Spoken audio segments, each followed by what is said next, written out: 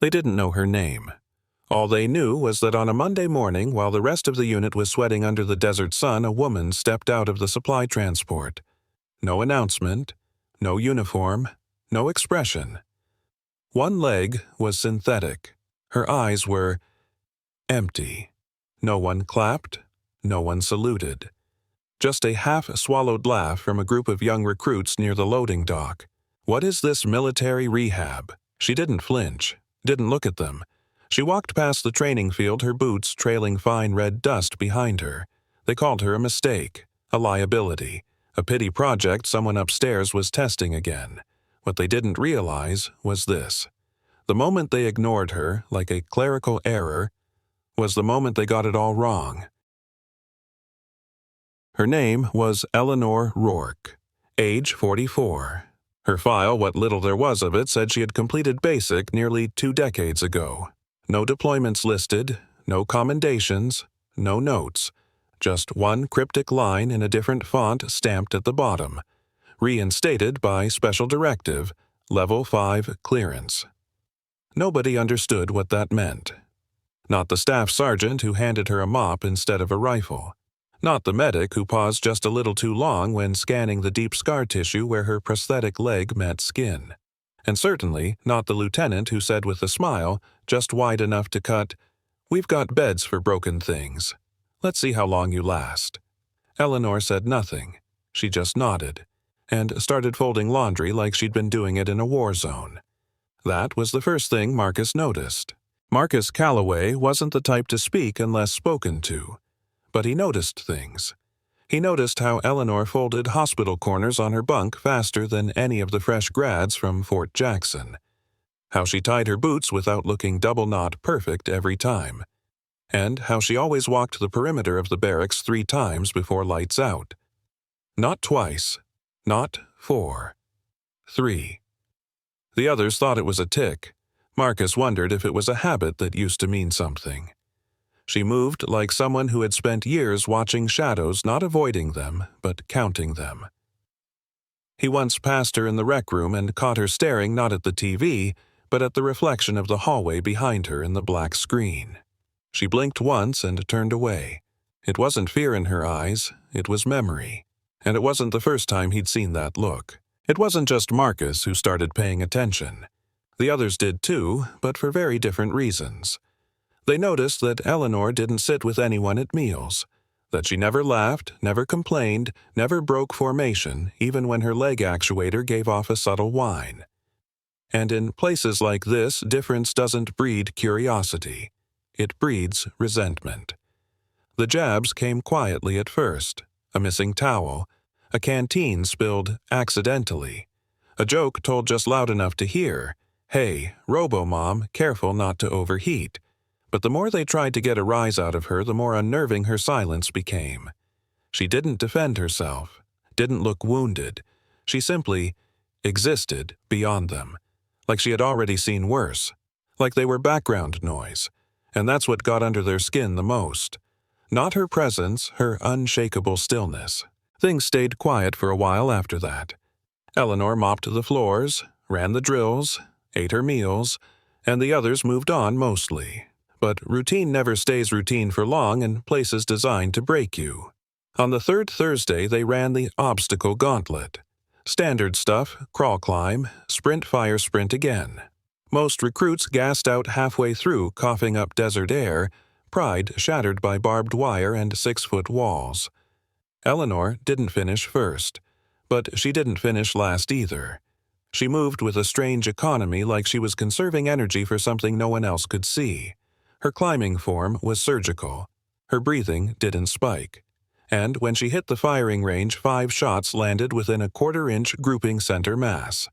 No one clapped, but 2 instructors exchanged glances. This wasn't supposed to happen. It should have ended there, just a surprising range score and a few raised eyebrows, but Marcus couldn't unsee it. The way she handled the rifle wasn't learned from a manual. It was something else older, deeper second nature. That night, while most recruits scrolled through their phones or passed out in sweat-stained bunks, Marcus stayed awake. Through the crack of the door, he saw Eleanor step outside, barefoot, silent. She walked 10 paces out, turned 90 degrees, then dropped into a crouch. Her fingers touched the gravel. She stayed like that for nearly 3 minutes, breathing slow and steady, then stood, turned, walked back in. No one else saw it, but Marcus did. And suddenly, everything about her, the stillness, the silence, the steadiness, looked less like damage and more like design. By then, the whispers had started. Not questions. Theories. Someone said she used to be part of a recon unit, Deep Black Ops. Someone else said she broke protocol overseas and got her whole team killed. The truth didn't seem to matter, because her file didn't match her.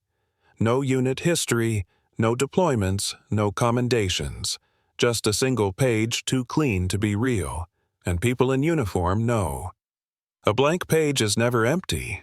It's redacted. Marcus asked around quietly. A retired drill sergeant down at the armory blinked hard when he heard her name. "Rourke," he said, then shook his head. "You sure she's still breathing?" That was all he offered, and Marcus didn't push. Because sometimes silence isn't confusion, it's protection. And when people don't get answers, they test the silence. It started subtly. Eleanor's name was left off the breakfast roster. Her bunk inspection time was moved up without notice. On supply runs, she was assigned the heaviest gear, always solo. No complaints, no questions, no visible fatigue. At first, the others thought it was favoritism in reverse. Then it began to look intentional. "She's being weeded out," someone muttered. "Pressure testing," said another, but Eleanor never cracked. She just did what was asked exactly as asked. No more, no less. Sergeant Thorne, a man who believed sweat should be audible, started watching her with narrowed eyes. Not because she was exceptional, but because she was enduring. And to men like him, endurance without complaint is the most dangerous thing of all. But Marcus had started to see it differently. It wasn't survival anymore. It was calculation. Eleanor didn't just endure the weight. She shifted it, controlled it, like someone used to carrying more than people realized. When they assigned her to carry the full ammo pack, she loaded it faster than most of the guys. When they changed her inspection times, her bed was already squared before sunrise. It wasn't that she was adapting. It was that she'd been here before. Maybe not this exact camp, but somewhere colder, harder, stricter. One afternoon, he watched her count steps between every building. Exactly. Like she was mapping. She paused at each corner just long enough to glance at blind spots. He didn't say anything. But for the first time since she arrived, Marcus wasn't just curious. He was unsettled. And then one afternoon it happened. Nothing explosive, no alarms, just a sudden stupid accident. One of the new recruits, Taylor, tripped on a loose cable while hauling a crate. The crate tipped midair, a sharp corner angled straight for his throat. Not enough to make headlines, but enough to make people stop breathing. Except Eleanor. She moved. Not fast, not frantic, just correct. Her hand caught the crate, mid-fall foot, pivoted elbow, braced the drop. The whole motion lasted less than 2 seconds. No drama, no flair. Taylor sat stunned. She looked at him not with concern, but like she was trying to remember something. Then she stood, walked away, and, for the first time since she arrived, even Sergeant Thorne didn't have anything to say. By the next morning, everyone had a version of the story. She caught it like it was rehearsed, like a sniper catching a falling round mid-air. Taylor didn't help. He kept saying, "She wasn't looking at me. She was looking past me." The joke stopped being funny. The silence stopped feeling passive. Even Sergeant Thorne held his tongue. But there was one man who didn't repeat the story, he researched it. Colonel Mathis. He had ignored Eleanor since day one, viewed her as a political placement, a name sent down from somewhere too high to argue with. But after the crate incident, he pulled her file again. Still just 1 page. Still that same clearance code he couldn't override, and something about that bothered him more than he expected. Because in the military, the things you can't read are always the most dangerous. Mathise had seen a lot of files in his time. Some were inflated, Some were redacted. But this one, Eleanor Rourke's, was something else. It wasn't missing data. It was built to be unreadable. Just enough information to look legitimate. But when you've worn the uniform long enough, you learn to recognize when a file's been wiped, not lost. He ran her ID through an old clearance channel Level 3 access. No matches. Then Level 4. Still nothing. He sat back in his chair, stared at the single page on his desk. And that's when he saw it. Not what was written, but what wasn't. Her date of exit was blacked out, not deleted sealed. The Army only seals records 2 ways: death in action, or classified resurrection. And the thing about sealed files is, they don't stay sealed because someone's protecting you. They stay sealed because someone's protecting themselves. Mathis leaned back, eyes locked on that black bar where Eleanor's history should have been. Something tugged at the edge of memory. A story. Not in a report, not in any official channel, just a thing passed around over drinks always quietly. About a unit so covert even their failures were denied. About a mission gone silent in northern Syria 5 years ago. Ghost Hammer. No survivors, no report. Just one name spoken once by an old CIA contact in a desert bar, Spectre 1. Mathis's skin prickled. He looked again at the woman he thought was a clerical error. What if she wasn't misplaced, but misclassified? So he watched her. Not officially, not from behind a desk. He stood near the track, arms crossed, pretending to time the unit. Eleanor ran in lane 5. Her stride wasn't remarkable, her speed wasn't impressive, but her rhythm was unbroken, like a pendulum that never skipped. The others slowed by mile 3. She didn't. They changed breathing. She didn't. He'd seen elite runners lose form. She didn't. And what he saw wasn't power. It was precision, held back. Not someone trying to win, someone making sure she didn't go too far, like a soldier running just below the threshold. Because if she crossed it, something else would surface. And Mathis, for the first time in years, felt it in his gut. Not admiration, not confusion, just one thing. Fear. But Marcus had learned something too. Eleanor never did anything by accident, and that night when she slipped out of the barracks in silence, he waited 30 seconds. Then followed. She didn't go far, just past the obstacle yard out to the far end of the training field where the ground turned from sand to scrub.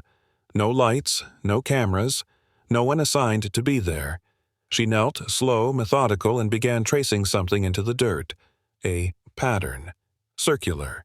4 marks, 1 at each compass point.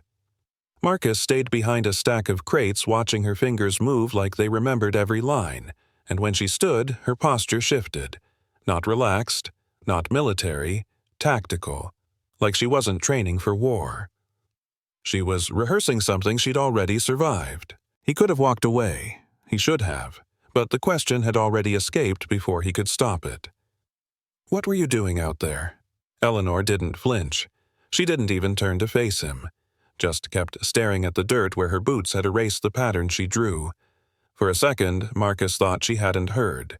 Then came her voice, quiet, not soft, not tired, just distant. Sometimes the ones who come back. She paused. Not for effect, for memory. Don't really leave. She walked away. Left him there with the dry wind, the erasing dust, and a feeling he didn't know how to name. And for the first time since enlisting, Marcus Calloway felt like a child again, standing in front of something far older than he could ever understand. The next morning came with a schedule shift. Tactical simulation room clearance, hostage recovery, urban maze. Recruits usually fumbled through it, screaming commands, forgetting corners, failing to check behind doors. Eleanor entered last. Thorne didn't expect much. No one did. But what happened next wasn't a performance. It was muscle memory. She moved through the structure like she'd lived in it. Stack formations, angle cuts, mirror checks. When she called clear, it wasn't out of protocol. It was out of confirmation. Instructors stopped jotting notes. They just watched. Marcus stood near the screen, eyes wide. "She's not clearing the room," he whispered. "She's reliving it." And then Eleanor stopped mid-hallway, placed her hand against a wall, and whispered, almost too quiet to hear. "It wasn't supposed to go that way." Sergeant Thorne had built his career on control. Pain meant progress. Obedience meant order. Every soldier fit somewhere on the scale. Until Eleanor. She didn't fight back, didn't lash out, didn't disobey, but she also didn't flinch, didn't fail. And that, more than anything, unsettled him. He tried to correct her form in drills she executed better than the manual. He tried to wear her down, she simply absorbed the weight. But it was in the combat sim that the cracks began to form. She moved through fire zones like she had drawn the blueprints herself. No hesitation, no panic, no pause. And Thorne, standing in the observation booth gripping his clipboard, realized something he hadn't felt in years. He wasn't training her. He was watching someone unlearn how to hide. Officially, Colonel Matthews had no clearance. Not for Level 5 Red Seal personnel audits, not for Ghost Hammer, and certainly not for anything tied to Spectre units. But Command had taught him one thing over the years: if a file is sealed tight, it's meant to be pried open.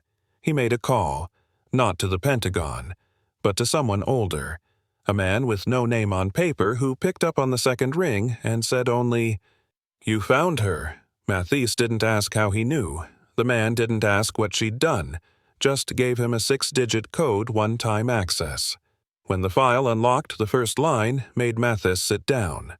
Subject: Rourke Eleanor. Status: KIA.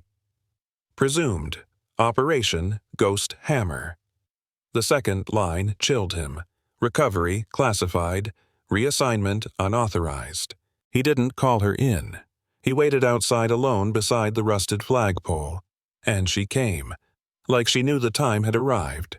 When she sat across from him, it wasn't a request. It was permission. You died in Syria. She didn't deny it. She didn't nod.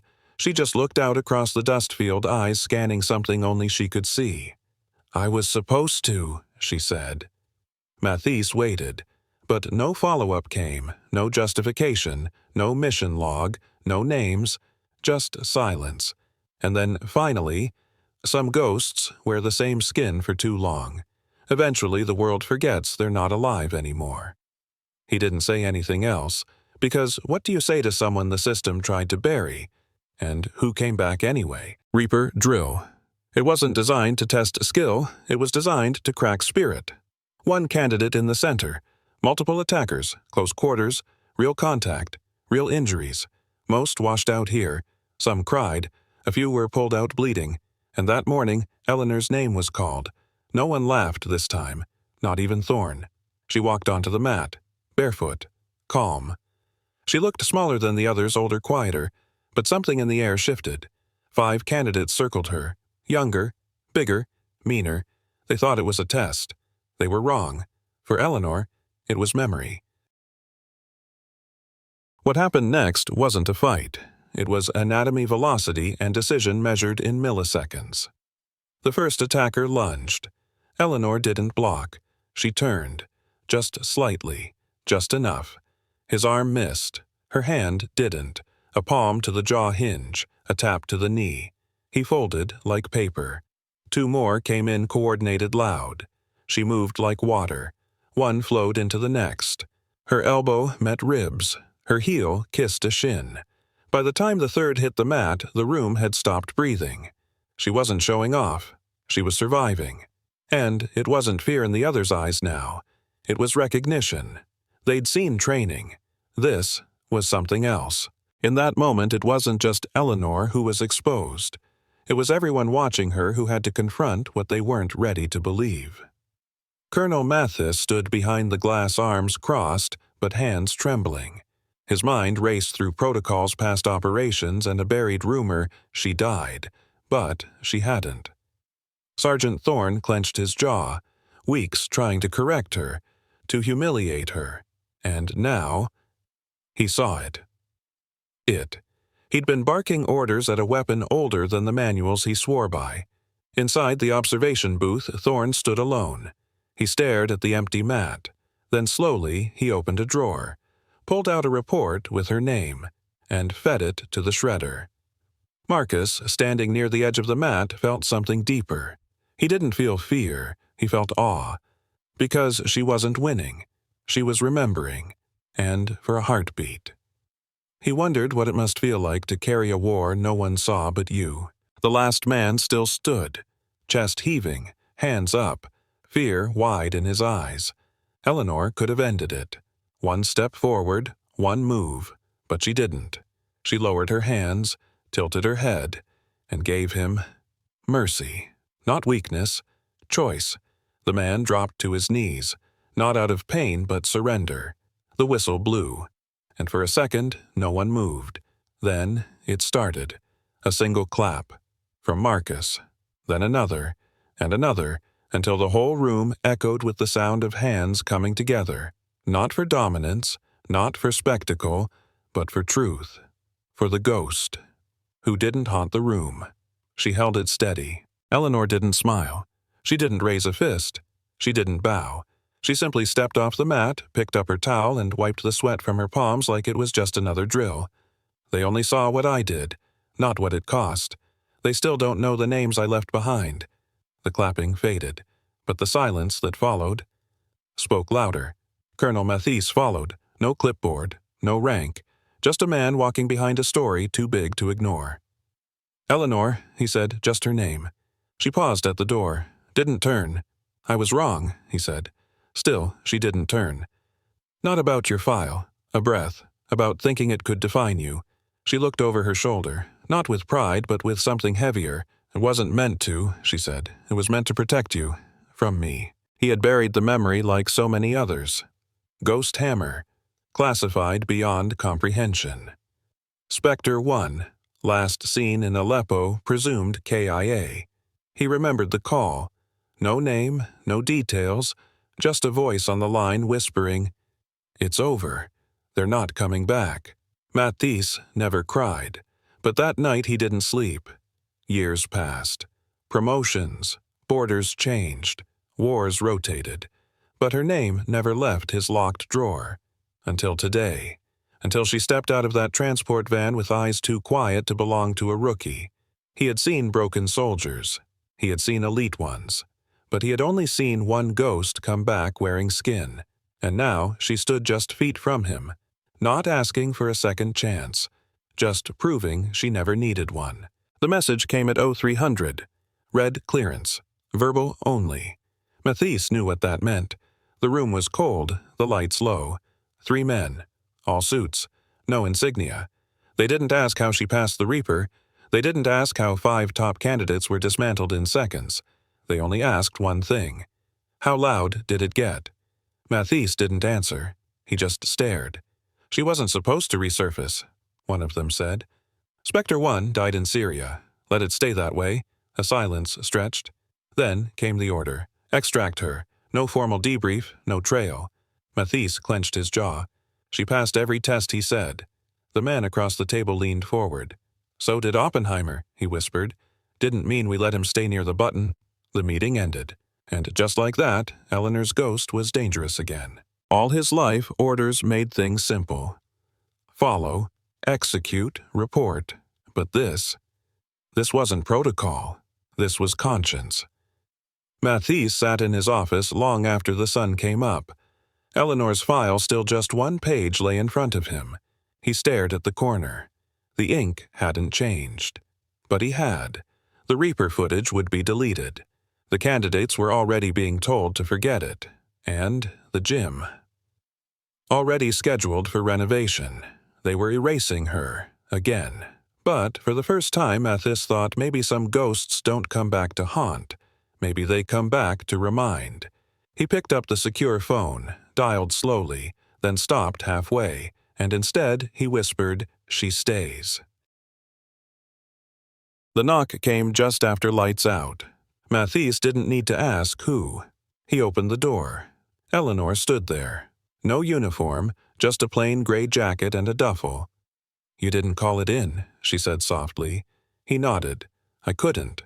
Silence stretched. "They'll come for you too," she warned. "I know."